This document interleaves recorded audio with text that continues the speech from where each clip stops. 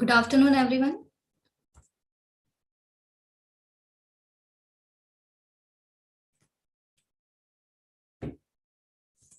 So it's 3, we will start the session.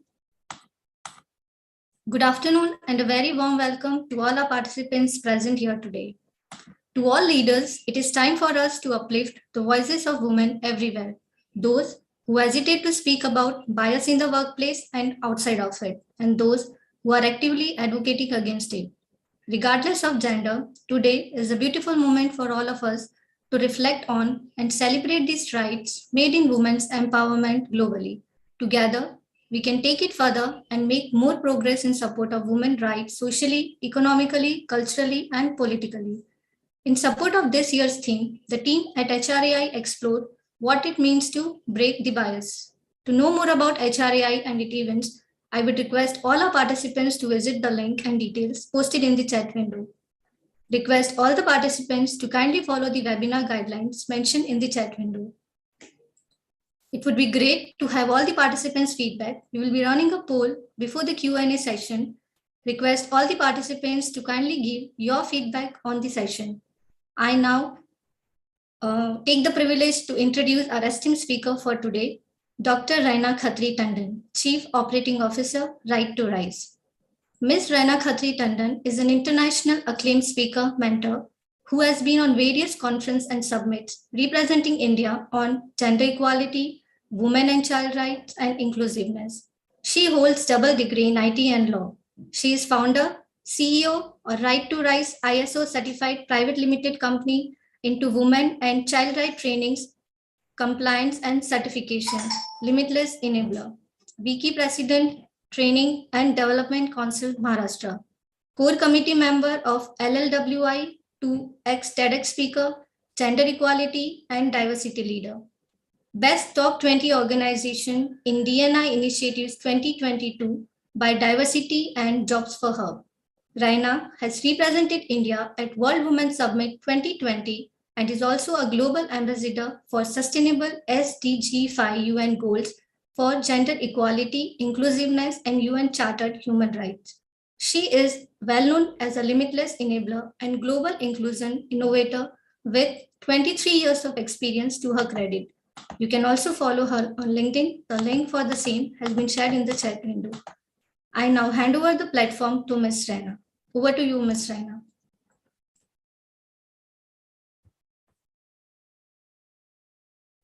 Good afternoon, everybody. A very warm welcome from me, Dr. Renna Tandon, on behalf of HRAI and on the behalf of the entire team. Thank you very much for having me here. Thank you, Peter, Faisal, Hiral, and Hina for this beautiful welcome as well. Let's start with an interesting quote on what break the bias means to you. And before I can say what break the bias means to me, anybody would like to write on the chat, what does it mean to you? What exactly is break the bias? Anything that is simple that comes to your mind. When you say you break the bias means what? What does it mean to you specifically?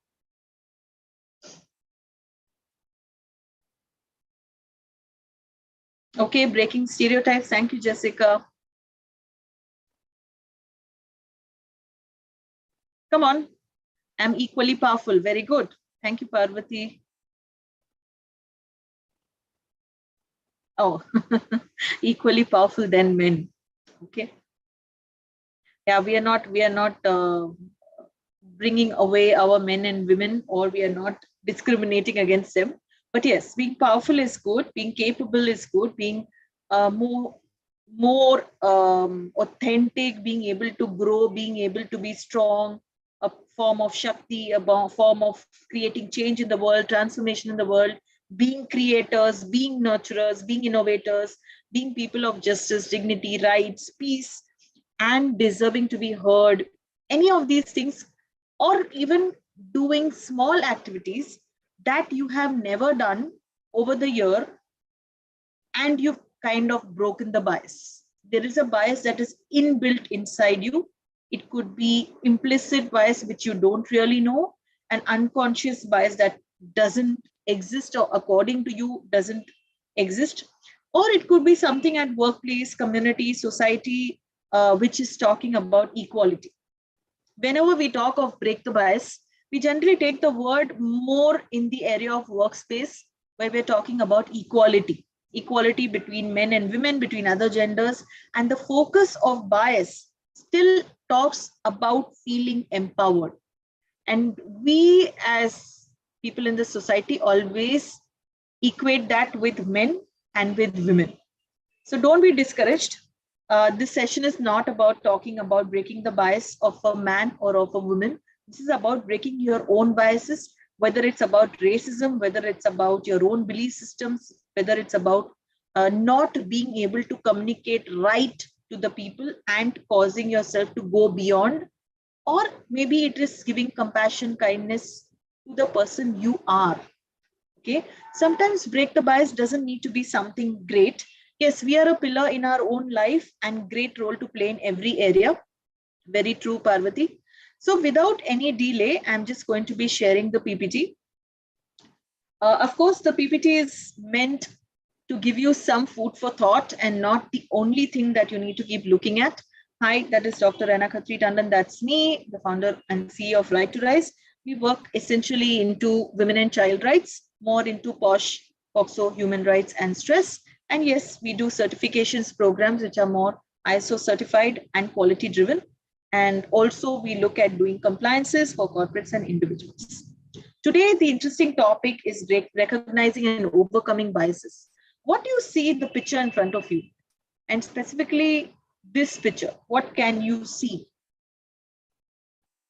With whatever is shown to you, what can you see? I'm going to quickly move away that, because you don't have to get so carried away by just looking at that picture. So I am just going to look at the chats.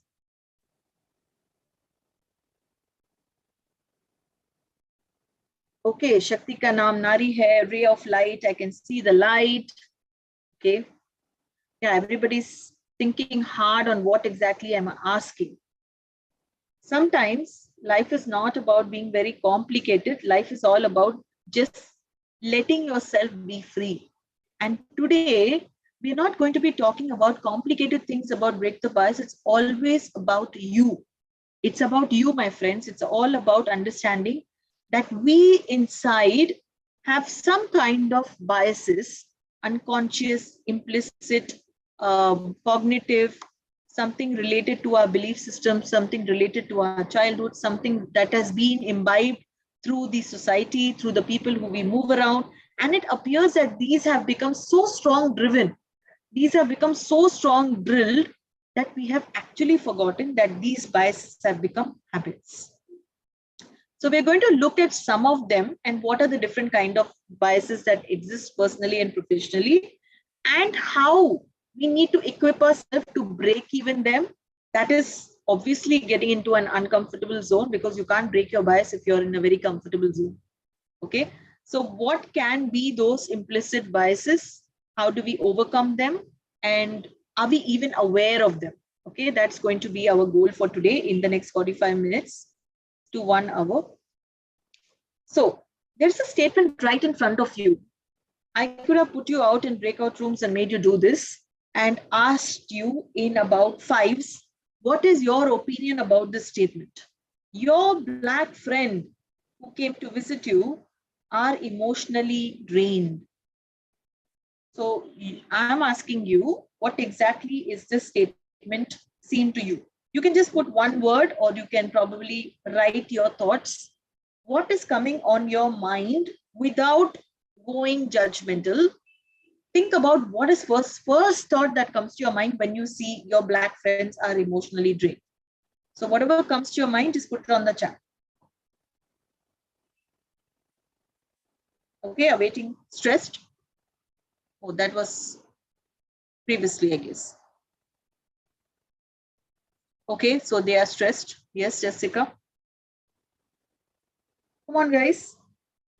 We are so many of us over here. Let's get to Samantha, Abha, Aditi, Ajay. We have Deepak ji, Sia, Sandra, Sandeep, Pranav, Pooja, Tushar, Kiral. Zarna, Vishal, Vanita. Okay, so my friends are emotionally drained. So that's what the sentence says.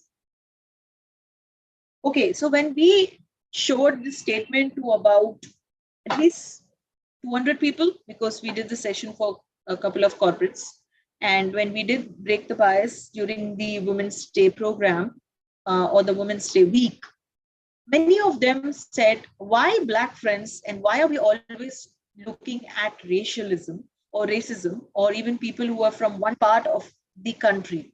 It's not like we're talking only about a particular strata of people. These people are there everywhere in the globe. But why are we talking that only they are being emotionally drained? Because many a times, a lot of us, even when we don't tell it out through our mouth, we are holding certain kind of biases that we are carrying since our childhood. And these are biases that we are learned not only from our education, from our books. We didn't really know the word racism till we learned history. We didn't really know the word black till we maybe hit a foreign country, or maybe till somebody told us that there are a difference between black, white, Asians, Africans, or many more.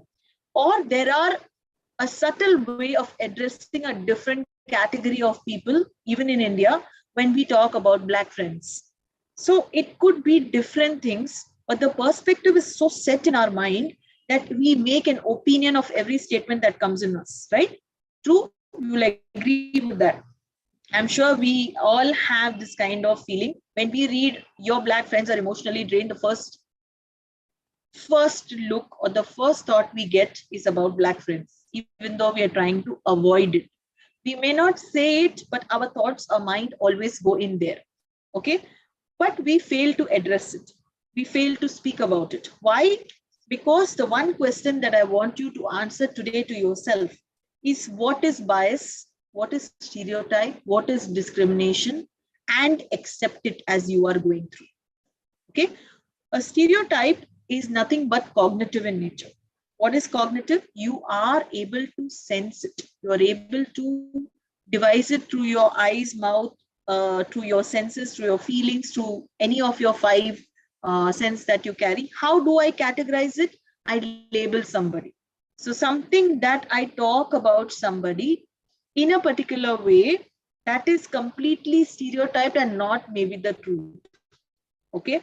Prejudice is another form of bias, a bias that I have been carrying for a period of time about this kind of person behaves in this way, or this kind of person is doing certain things in this way, or he is of the similar type. How do I feel about somebody is a prejudice or a bias that I'm carrying. It has nothing to do with the stereotype of what people think or how he is being labeled. Okay. And thirdly, discrimination is how I behave towards that person, how I act. So one is something that has been devised by external factors. Prejudice or bias is something that I am holding personally for that person because of the attitudes and the feeling that I get. So it is more emotionally attached and is more deep rooted. So please understand that bias is the most deep rooted kind of a emotion that exists in us. And to break it, it takes more energy or more discomfort to get into that zone. Discrimination is only a reaction. It's only how we act towards people. So that's a little triangle for you to understand that any of our relationships, whether it's personal, professional, intergroup, will still be connected with all these three things. That's a stereotype, a bias or prejudice, and a discrimination. And yes, this little picture is just trying to lighten the moment where you have a cartoon and it says, what is it? And she says, I just pictured you a little different. So for the first time since we were in pandemic and we have been not meeting many people, we have always been on this virtual screen. So many times when we first time meet nowadays people face to face, because many of them have physically opened, the first thing that they tell you, oh my God, I did not realize that you look like this. I did not realize you were like this because I had a very different picture of yours on screen. And this is quite a thing that happens most of the times today, because we are so prone to meeting people that even our expressions sometimes talk rather than words. We say pictures talk more than words. Today it is how we react, our expressions, the way our body language talks, which tells every kind of bias, whether it is stereotyped, whether it is cognitive, whether it's racial, or whether any other. Okay, so I hope you are with me on that. Yes, so some of the examples of unconscious bias, let's first understand what is bias and what is a stereotype. The difference between a bias and a stereotype as per the definition that we hold. A bias is a personal preference, something that we are holding on or we dislike about that person, and we are very impartial to them. Okay, the tendency is that this interferes with the way we react to people, whether they are clients, whether they are vendors, whether they are personal people, whether relationship people, whether they are your children, or whether they are your peers or your parents, or even your spouses. So of course, every relationship will have a lot of unconscious bias, including the relationship with you.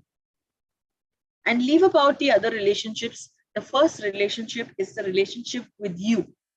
If you develop on the relationship with you, how you are disliking or liking your stuff, how you are capable of accepting your vulnerabilities in spite of so many biases that you carry, because these biases are deep rooted in us since our upbringing. Since we are born in this world, we come across different experiences, different people. So impartial and unprejudiced behavior is quite a normal behavior that many of us explicitly show.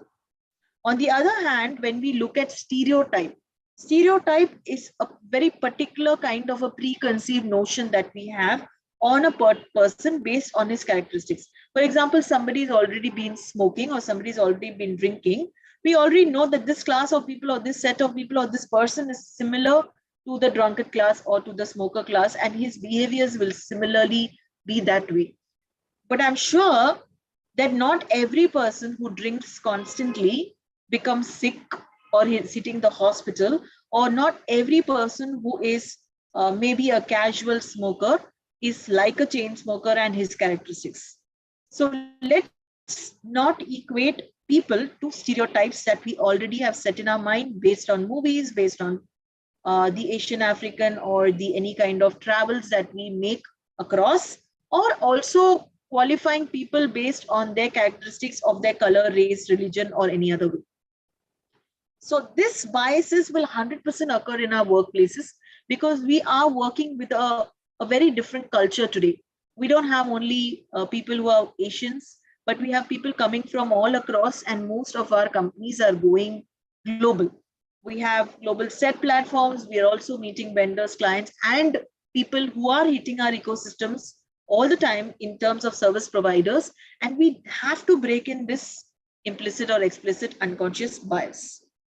So yes, it's a limited cognitive capacity, a result of something that we are unable to make a decision quickly and we jump to conclusions.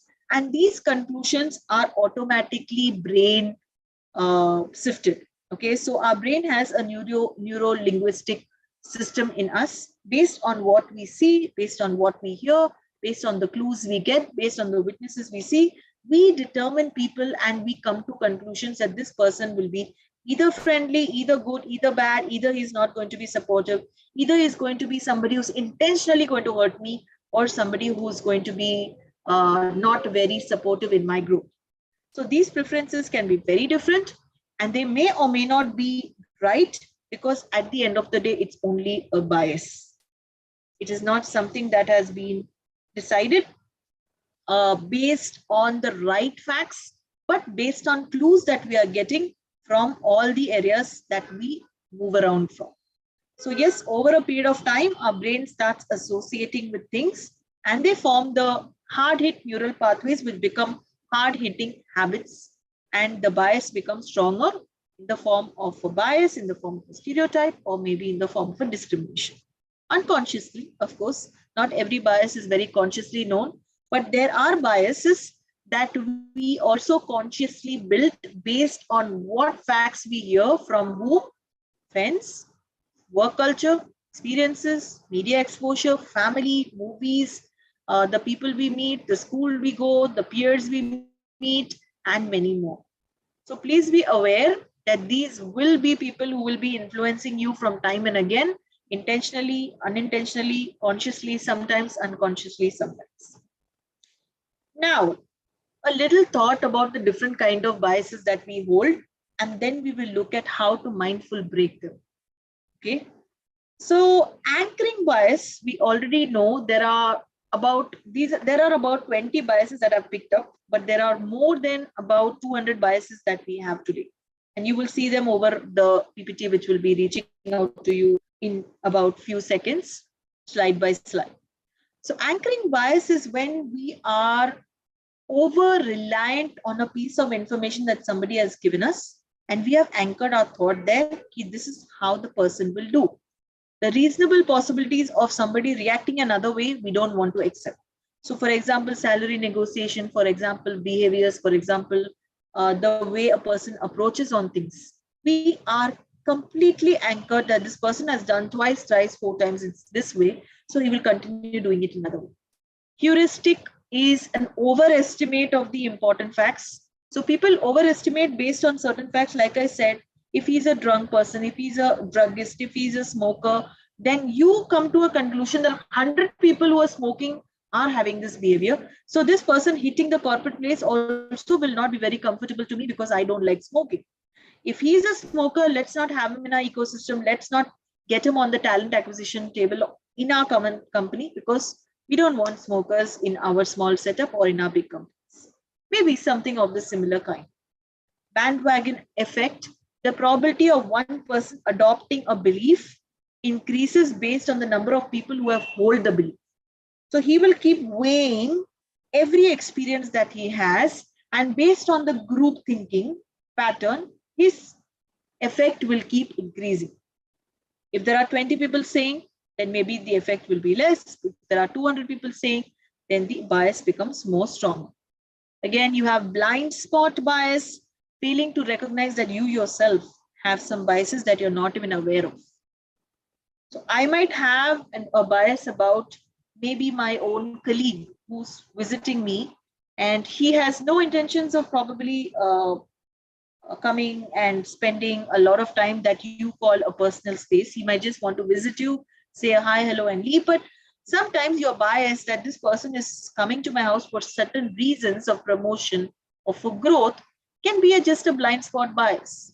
Okay, an unknown thought about somebody, which is just completely not based on any kind of facts. Choice supportive biases is based on a particular choice, positive or negative, that illuminates you, that influences you. Again, confirmation bias, we tend to listen only to information that we want. Okay, these are again preconceptions. So people give you the right facts, but your mind and your ears are so structured that you want to hear only what is good and not what is bad. You want to hear only what is given in the first half and not hear the complete half. And incomplete information is always very dangerous, we keep saying. So one-to-one, many personal reasons, it could be intelligent conversation where somebody is trying to explain certain things, negotiate, create decisions, work on the KRAs and KPIs of a particular person. But if you are trained to listen only to one particular confirmation bias, then you will leave about the crux of the story sometimes at the end of what he's trying to say. Hard to say that it would be yes or no. Again, we have conservation bias, where people have few conservations about this class of people, that class of people, person who's fast in work, person who's slow in work, based on climatic conditions, based on a situation that they have already visited a place, be anything. So there are many more. We have information bias, which seeks about information. Then you have ostrich effect, ignore the dangerous and the negative information, which is getting into the head. Outcome bias, overconfidence, placebo effect, recency, salience. Stereotyping is one type of bias. Survivor bias, zero bias risk, and selective perception. These are some of them, not all. Misjudging any situation based on facts that are errors or erroneous or malicious or false. Anything that is wrong or not confirmed based on half-hearted focused information, you can misjudge the outcome of a particular situation. For example, you are judging who could be the right fit for your organization, but you don't really look into the right facts till the end. And you are surviving on some examples that are given by your seniors, not giving the exact right facts which are there on his resume. You might miss about picking the right choice for your company. And then you might look for talent later part, because you will be struggling to get the right fit for your company KRAs as per that position. Okay, this wheel must be sounding really, really interesting. So these are the number of biases that we have, friends. In our little brain, according to Cognitive Bias Codex, we have so many biases that was being given by John Manogan.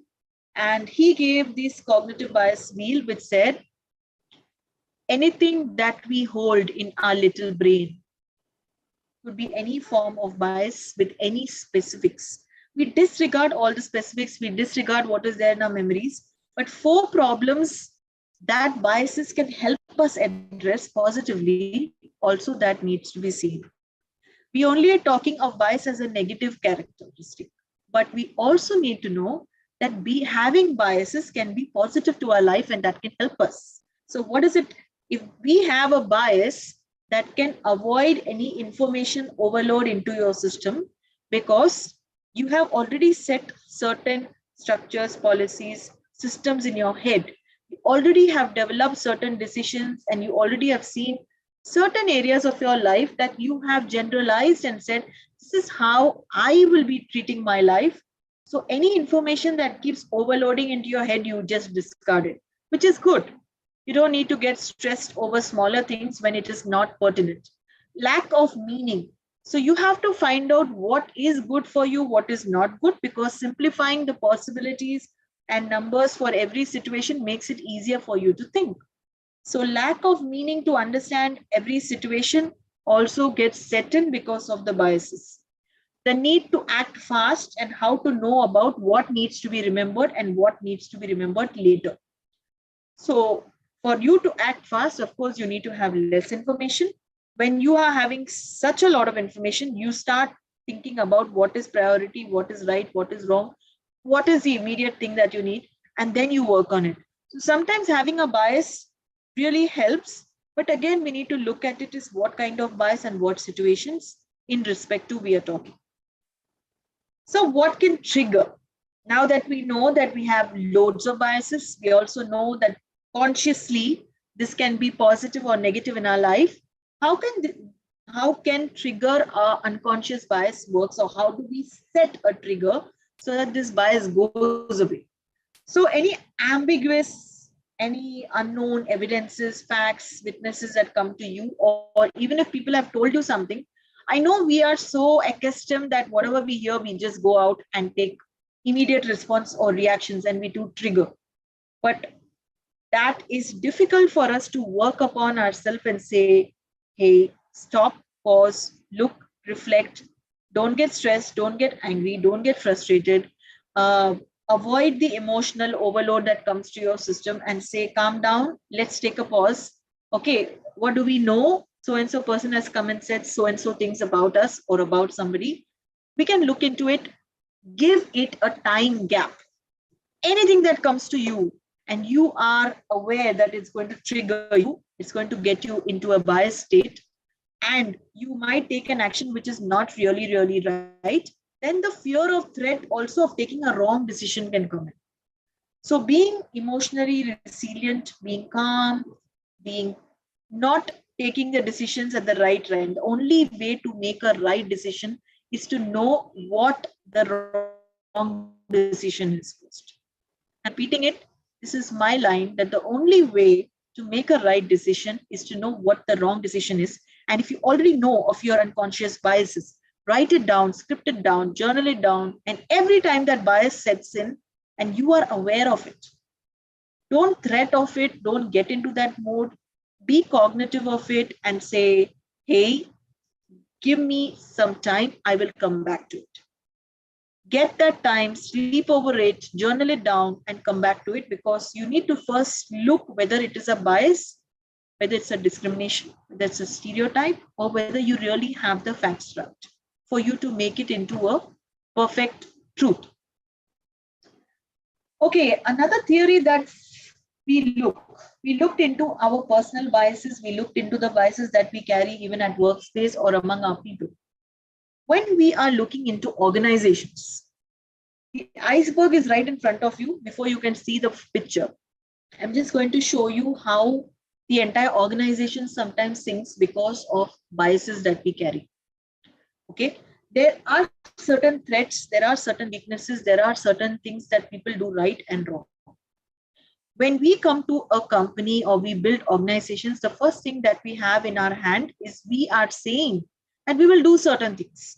We have a vision, we have a mission, we have a growth, we have a pattern, we have structures, we have policies, we have procedures, we have certain things that are already set, including our strategies. That is what we say, or we keep evolving in them.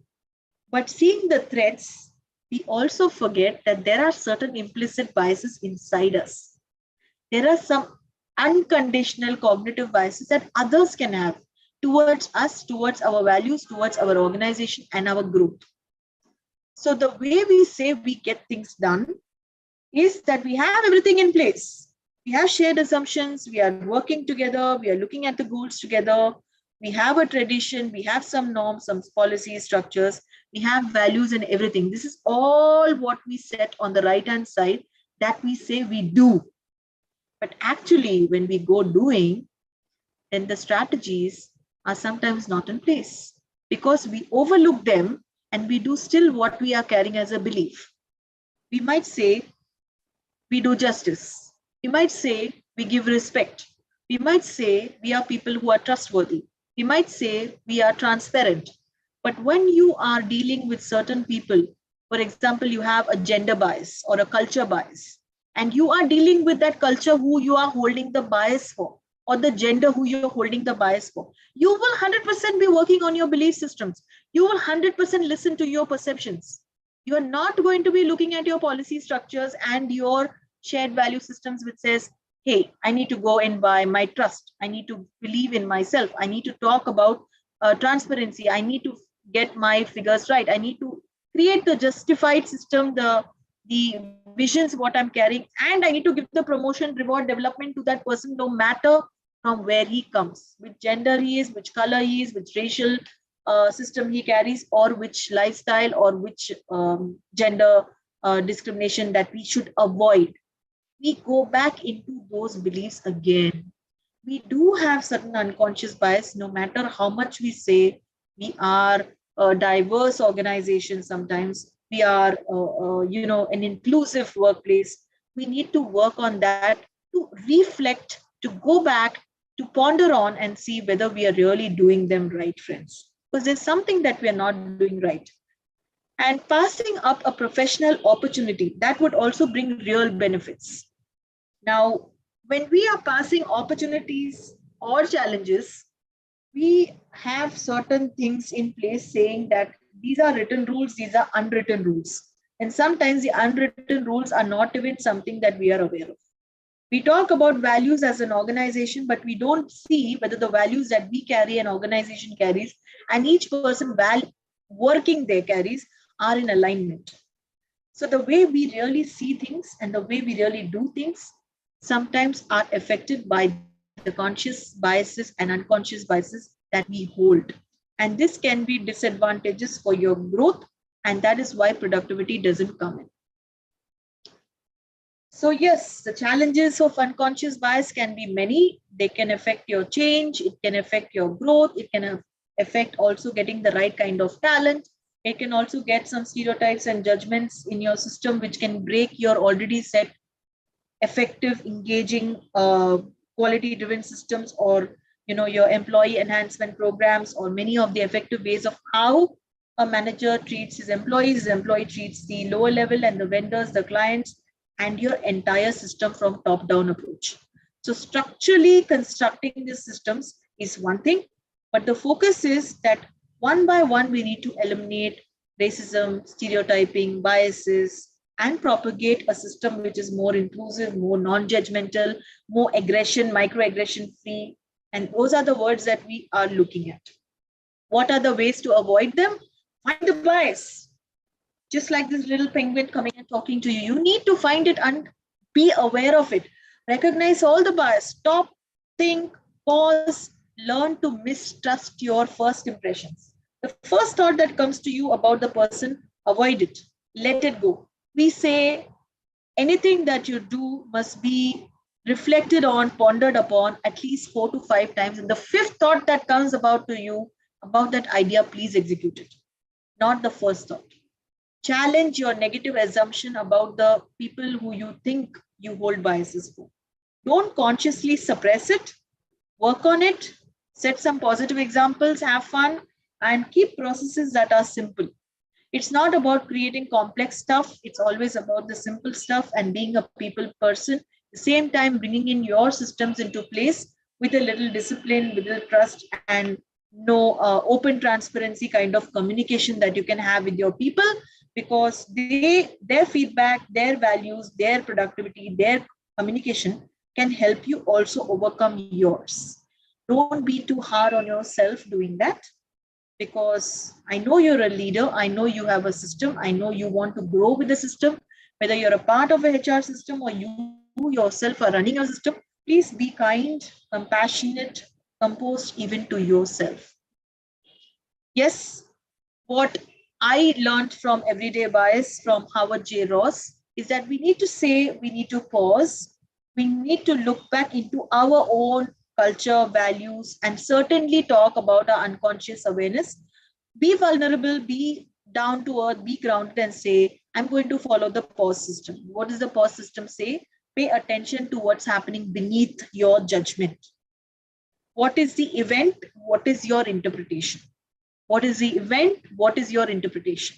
Acknowledge and identify the reactions that you are making every time in interpreting, in judgments, in understanding people, in reacting, in going ahead and making your constructive approaches. Search for the best way to communicate, to empower, to go ahead and deal with the situation. And finally, execute your action plan.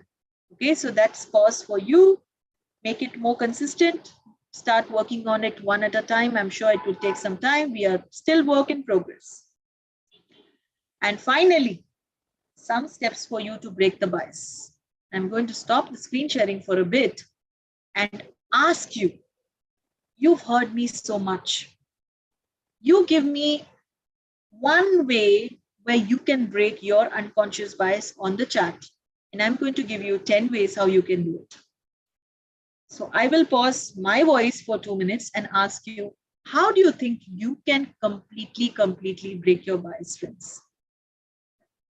One way, how you feel your unconscious bias, how you are going to break your biases, whether it is even going and creating something for yourself, it could be content, it could be videos, it could be any kind of stuff that you are trying to do for a long time but unable to do that. It could be something that you are trying to do at your professional level, trying to grow, get promotions, get pay hikes, take up something else, be anything. Give me one reason how you're going to do it.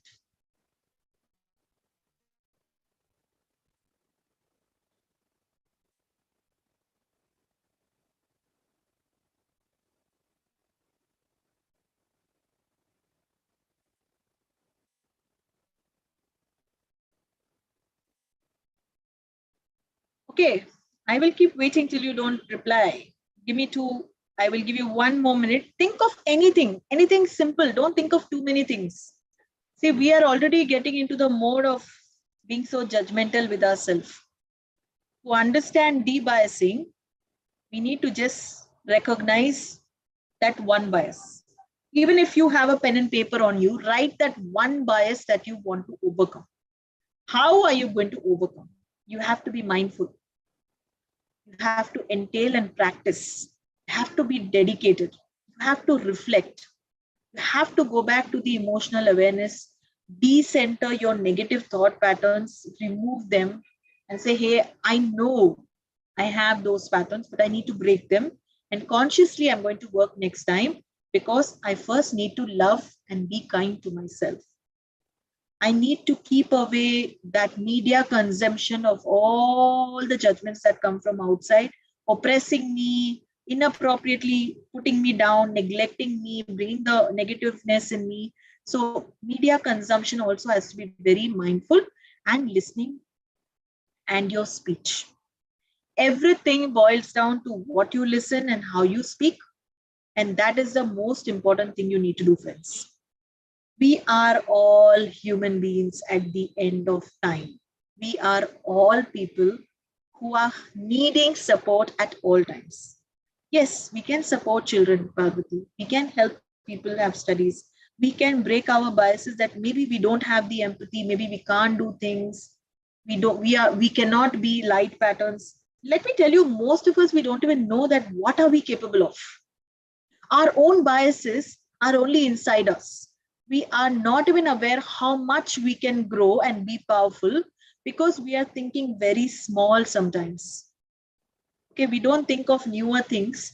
Recognize that we are all human beings, or be aware of your bias. Number one, just be aware, what is my bias? For that, you have to write down, pen down, see what are the one or two, three biases that you have and you want to break. Set a clear criteria. What am I going to do? For example, I have a bias towards getting an LGBTQ in my company. Just giving you an example.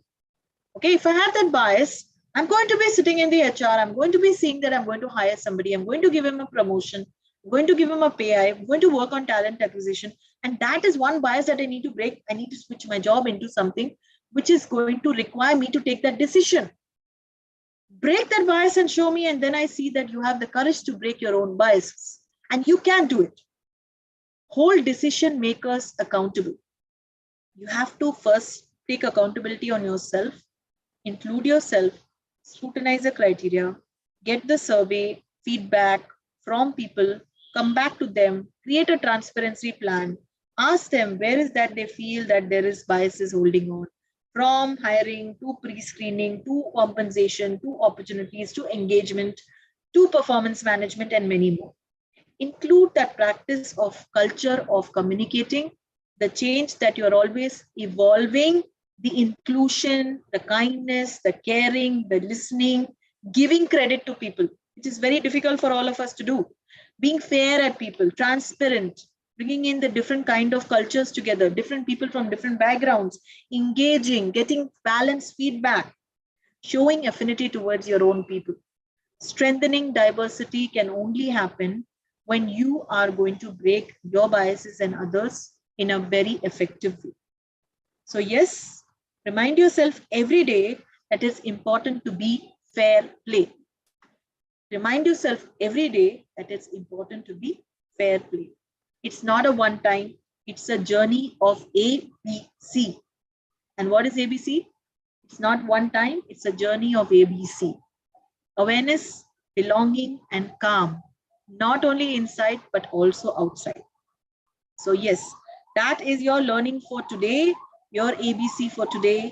Bring in the awareness, set belonging, and bring in the calm inside out, which will help you being aware of your bias and then taking the next step towards breaking it. So with that, are you committed to that change of breaking the bias? Are you committed to that discomfort? I'm sure your final thoughts, comments, and questions are more than welcome. I'm all over to you. Thank you very much for listening to me, HRAI, and the entire team for having me today. Thank you so much, and all over to you. That's a lot of gratitude. And thank you very much, Dr. Renna Khatri Tandon. Thank you, the entire team. Now over to you for questions. Before we move into the Q&A session, we will be initiating the poll. Request all the participants to kindly share your feedback.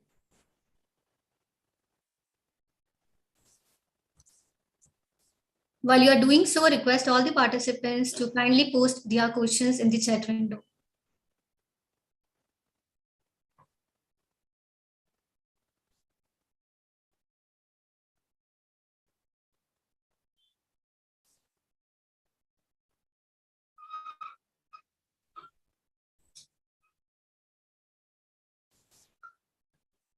We have few questions from the participants. Can you please share from your experience some of the real life workplace gender biases? Okay, so I have broken many biases. Okay, some of them are that I never thought that I will be doing 2 PhDs in my life. Okay, so I hail from south part of India, though I'm a North Indian. The first bias is that maybe a North Indian can't speak South Indian languages, and she can. I speak 11 languages. Another important thing is that a North Indian staying in South India, what is she doing there? And I have created a lot of other things, the ecosystems. Right to Rise does have its own systems in South, North, West, and all parts of India. The second part is whether your can you do a YouTube channel? Can you write a book? Can you go ahead and create content? Can you go ahead and change your own habits? It's very difficult for somebody to be completely occupied, at the same time take out time for your own me time, for your own fitness. So yes, there was a time when I never used to take out time for my fitness, and today that is an essential requirement in my life. Not because I'm having any kind of ailments, but because I have made a conscious decision since the last 6 months to have time for myself, to dedicatedly go ahead for my fitness. Another important bias that all of us hold is, what does people think about you? You are equivalently dependent on how people like you, people don't like you, people care about you. What do people think about you? How do they think about your views, your perspectives? So again, that is something that you evolve with time when you talk with people. And that's absolutely so much fun because, like I said, the only way to make a right decision is to know that you are making a wrong decision sometimes, to even be hard on yourself. It was not that it's kind of a bias, but somewhere I had that long time, about 12, 15 years back, which broke over a period of time. And today I feel, as much as a woman can do anything in life, a man can do everything in life. So there is also the bias that, men can't do something women can, and women can't do something that man can. Today, even children can do everything that men and women can, by the way. So all these biases are some things that all of us carry. And the other thing is, uh, with regard to even our own personal space, sometimes we find it difficult to break the bias. I would say work on it one thing at a time. I'm sure that would help. And that would help you grow not only very strong, but also help you grow in terms of a good human being. Because at the end of the day, everything that we are is only because of our culture, of our family, of our habits, and also of our value systems. Okay, so Abha has asked a question that about personal space. Everybody's personal space, home space is very different. I don't see men or women different in terms of power or position. They are always equal. Only thing I know that everybody has their own positives and negatives, and that is why they are sometimes in the place they are. With what Peter has asked about intersectionality. The intersectionality is nothing but you have social categories of people, okay, based on class, race, religion. Like earlier days, we did have people like Nichi Jati, upper class, middle class, backward class, forward class.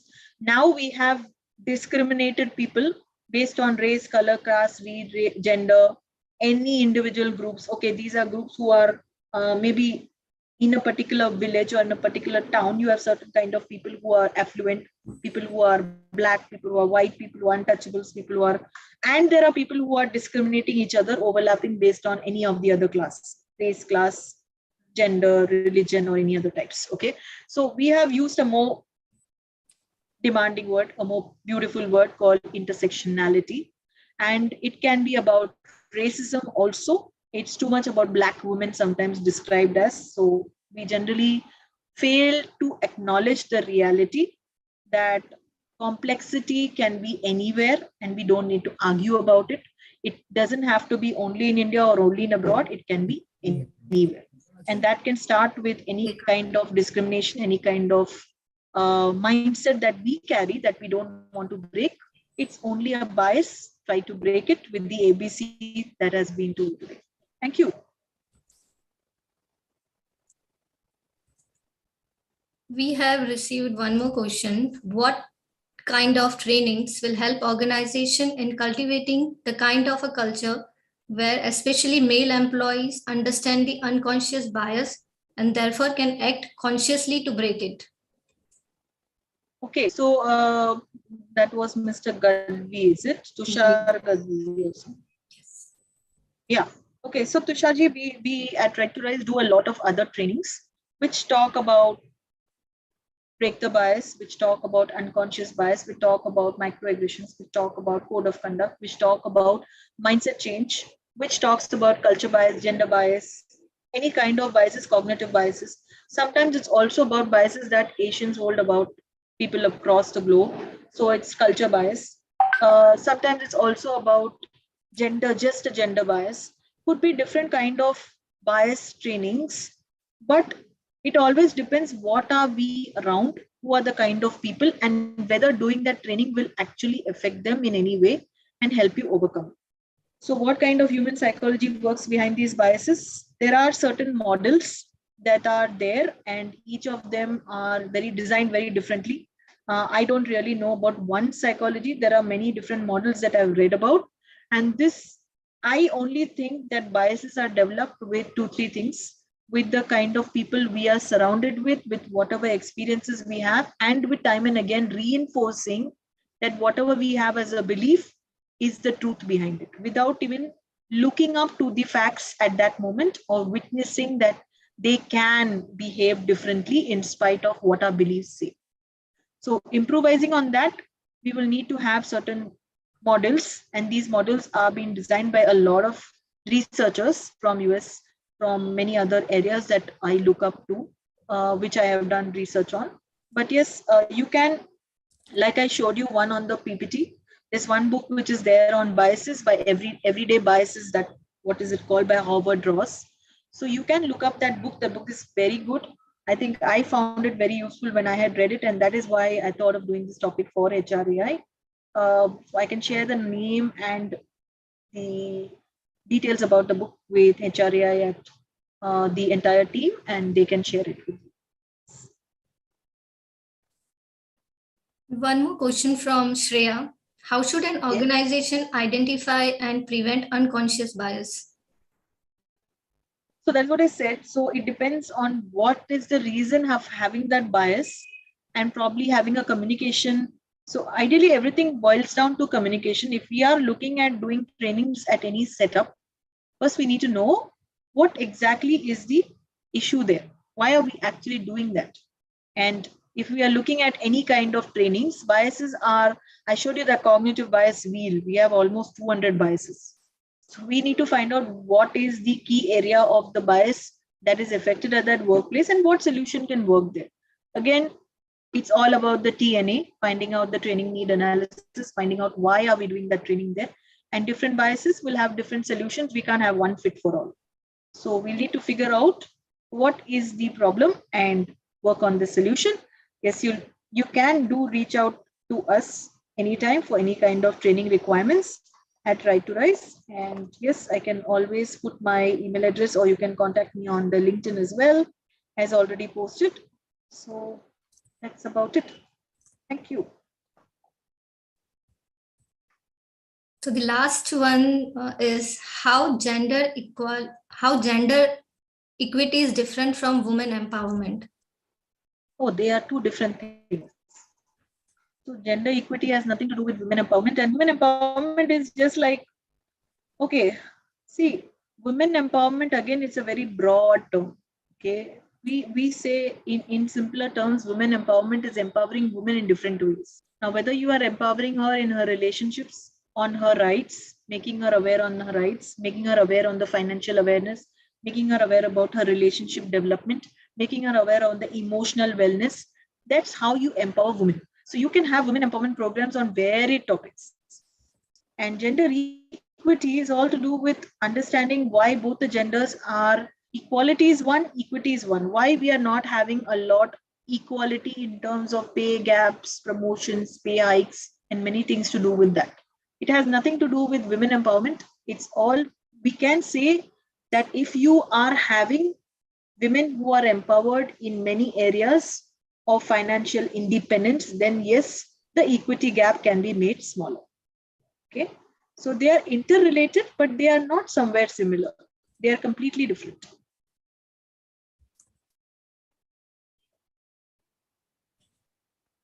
So I think we have covered all the questions from our participants. Thank you. Right. Yeah. Thank you so much. Thank you, HRAI, and thank you, the entire team. Thank you very much for having me. And yes, stay blessed. And in case there's something, you could surely reach out. Thank you very much. Good afternoon and take care. Thank you, Dr. Renna, for an insightful session. It has been a pleasure being with you today. I'm sure our participants had a lot to learn and take away from this session. Before we conclude with today's session, we would also want to thank the association members Geisha, NASCOM COE, LinkedIn Local, Talgro, TLE, and WICCI for supporting this HREI event. To know more about the associations, request you to kindly visit the links provided in the chat window. Thank you once again, dear speaker, and our participants for joining us today. Do join us for our next event, Your World of Stories, on 25th of Feb 2022. Request you to kindly register for this event at the link mentioned in the chat window. That's it from our today's webinar. See you soon. Stay safe, take care, and bye for now.